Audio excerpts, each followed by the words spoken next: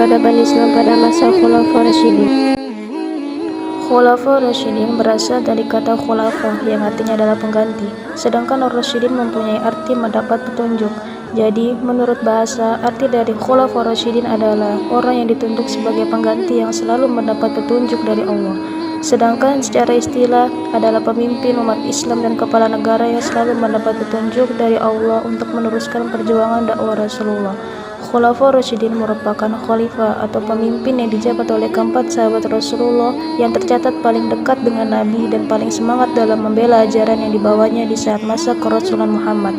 Keempat khalifah tersebut dipilih bukan berdasarkan keturunannya, melainkan hasil dari musyawarah dan kesepakatan bersama seluruh muslimin pada saat itu. Inilah gambar ilustrasi 4 khalifah pengganti Rasulullah. Khalifah yang pertama yaitu Abu Bakar As-Siddiq. Abu Bakar adalah khalifah yang pertama kali setelah wafatnya Rasulullah. Sebelumnya, Abu Bakar merupakan salah satu petinggi di Mekah dari suku Quraisy, lahir dengan nama Abdul Syams. Setelah masuk Islam, nama Abdul Syams diganti oleh Rasulullah dengan nama Abu Bakar dan diberi gelar As-Siddiq yang artinya terpercaya. Abu Bakar merupakan salah satu sahabat Nabi yang paling dekat dengan Rasulullah. Ia pernah ditunjuk Rasulullah untuk menemaninya pergi ke Yasrib. Ketika Nabi Muhammad sakit, ia juga yang ditunjuk untuk menggantikan menjadi imam sholat. Menurut sebagian ulama, hal tersebut merupakan isyarat dari Rasulullah mengenai siapa penggantinya kelak jika sudah meninggal. Abu Bakar menjadi khalifah selama kurang lebih 2 tahun, yaitu 632 sampai 634 Masehi. Walaupun hanya memimpin selama 2 tahun, banyak kemajuan pesat yang dilakukan oleh Khalifah Abu Bakar, yaitu memperluas kekuasaan Islam ke Persia, sebagian Jazirah Arab, hingga menaklukkan sebagian daerah Kekaisaran Bizantium.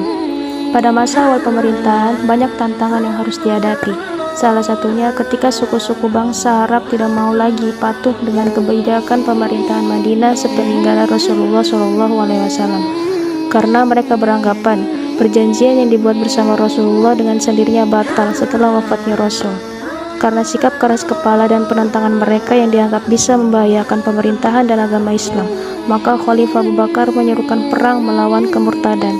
Terjadilah perang Riddah dengan Khalid bin Walid sebagai panglimanya. Dalam perang ini, Khalid bin Walid merupakan panglima yang banyak berjasa.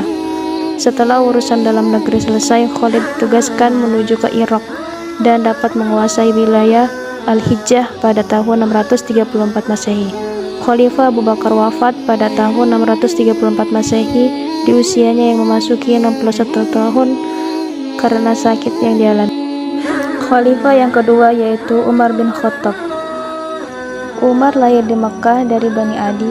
Keluarga Umar termasuk keluarga kelas menengah. Ia bisa membaca dan menulis, yang pada saat itu hanya beberapa orang saja yang bisa membaca dan menulis. Umar mempunyai watak yang keras dan pemberani. Karena sifatnya itulah ia dijuluki dengan nama singa padang pasir.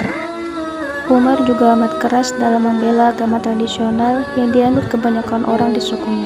Pada zaman jahiliyah, ia pernah mengubur putrinya demi menjaga kehormatannya. Ia juga sangat membenci ajaran yang dibawa Rasulullah pada saat itu.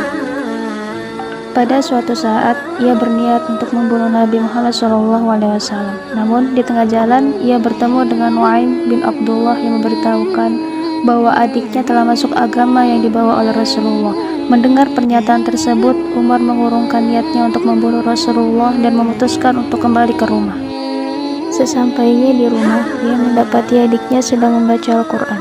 Melihat itu, kemarahan Umar sudah tidak dapat dibendung lagi dan memukul adik perempuannya. Melihat kecurahan darah menetes dari wajahnya, Umar merasa iba dengan adik. Ia kemudian tertarik untuk mempelajari Al-Quran dan kemudian langsung memeluk agama Islam pada hari itu juga dengan dibantu oleh adiknya. Setelah Abu Bakar wafat, posisi kekhalifahan digantikan oleh Sayyidina Umar bin Khattab. Pengangkatan Umar bin Khattab sebagai khalifah berdasarkan pesan terakhir Abu Bakar sebelum wafat.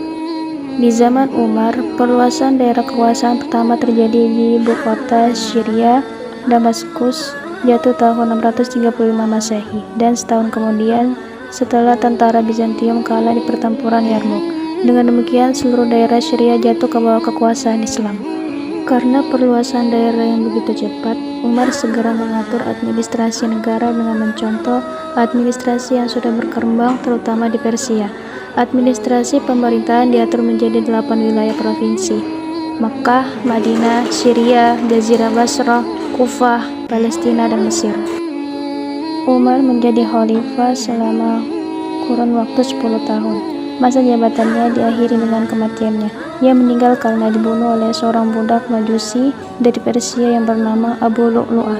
Umar ditusuk dengan sebuah belati ketika sedang melaksanakan sholat subuh. Khalifah yang ketiga yaitu Utsman bin Affan. Nama panggilannya adalah Abu Abdullah. Tampan wajahnya, lembut kulitnya, dan lebat jenggotnya.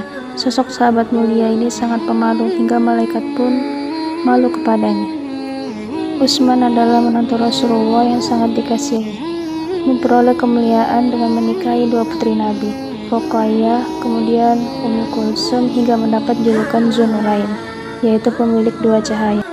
Pada masa Khalifah Utsman, wilayah Armenia, Rhodes, Tunisia, Siprus, Tabaristan, dan wilayah yang tersisa dari Persia berhasil diambil alih. Selain itu, Utsman juga menerapkan penyeragaman bacaan Al-Quran dan merenovasi Masjidil Haram serta Masjid Nabawi agar bisa membuat lebih banyak orang.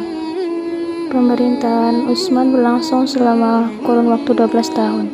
Di akhiri masa jabatannya muncul perasaan ketidakpuasan dari sebagian kaum muslimin. Hal ini disebabkan oleh hasutan fitnah yang disampaikan oleh Abdullah bin Sabah, salah seorang Yahudi yang berpura-pura masuk Islam. Utsman meninggal dibunuh oleh pemberontak yang menerjang dada Utsman dan menusuknya sebanyak 6 kali. Beliau wafat di usia 83 tahun. Khalifah yang keempat yaitu Ali bin Abi Thalib. Ali dilahirkan di kota Makkah, di daerah Hijaz, Jazirah Arab, sekitar 10 tahun sebelum kenabian. Sebelum datangnya Islam, keluarga Ali termasuk keluarga yang mulia, penuh kasih sayang, dan pemegang kepemimpinan masyarakat. Ali radhiyallahu anhu mengikuti Rasulullah sejak umur 6 tahun. Ia juga termasuk salah satu golongan yang pertama kali mengakui kenabian Muhammad. Ia dikenal dengan sosok yang gagah berani dan sederhana. Hal ini dibuktikan dengan keberanian Ali menggantikan posisi Rasulullah ketika hijrah. Selama masa pemerintahannya, ia menghadapi berbagai macam gejolak. Bisa dikatakan pada saat itu suasana yang ada tidak pernah stabil. Setelah ia menjabat sebagai khalifah, hal yang pertama ia lakukan adalah mencopot semua gubernur yang dulu diangkat oleh Utsman, karena ia yakin bahwa pemberontakan terjadi karena keteledoran mereka. Dia juga menarik kembali tanah yang dihadiahkan Utsman kepada penduduk dengan menyerahkan hasil pendapatannya kepada negara dan memakai kembali sistem distribusi pajak tahunan di antara orang-orang Islam, sebagaimana dulu pernah diterapkan pada masa Khalifah Umar. Tidak lama setelah itu, Ali menghadapi pemberontakan dari Tolha, Zubair, dan Aisyah. Alasan mereka adalah karena Ali tidak mau menghukum pelaku pembunuhan Utsman. Ali mengirim surat kepada Tolha dan Zubair untuk menyelesaikannya secara damai, namun keduanya menolak melewati jalur damai. Ali sebenarnya tidak mau terjadi peperangan antara saudara. Namun karena suasana yang semakin bergejolak, maka terjadilah Perang Jamal, perang antara Ali melawan Tolha, Zubair, dan Aisyah. Kemenangan berada di pihak Ali dengan Zubair dan Tolha terbunuh, dan Aisyah dipulangkan ke Madinah. Perang ini diakhiri dengan mengambil jalan diskusi. Ternyata malah tidak menyelesaikan masalah, bahkan menyebabkan timbulnya golongan ketiga, yaitu kaum Khawarij, orang-orang yang keluar dari barisan Ali. Munculnya kelompok Khawarij menyebabkan tentara Ali semakin lemah, sementara posisi Muawiyah semakin kuat. Pada tanggal 20 Ramadan 40 Hijriah, Ali terbunuh oleh salah seorang anggota Khawarij yaitu Abdullah bin Muljam.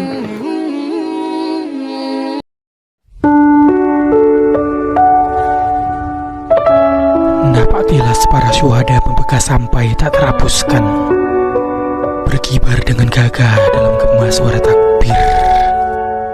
Gemercing besi runcing jadi saksi berkobarnya semangat juang. Tauhid membentang demi Islam yang mulia. Kala terang singa mengaum dengan ganasnya. Gelap datang, ayat suci jadi pelipur lara. Tangis merasuk dalam sukma menembus jiwa. Harapan satu demi gugurnya setiap dosa. masa itu. Islam jaya pada pemimpin yang takut akan Rabbnya. Akhlak terbentuk sampai sanak saudara. Negeri bersih tanpa ada perangkap dusta. Sungguh, Islam akan bangkit sampai tiba waktunya.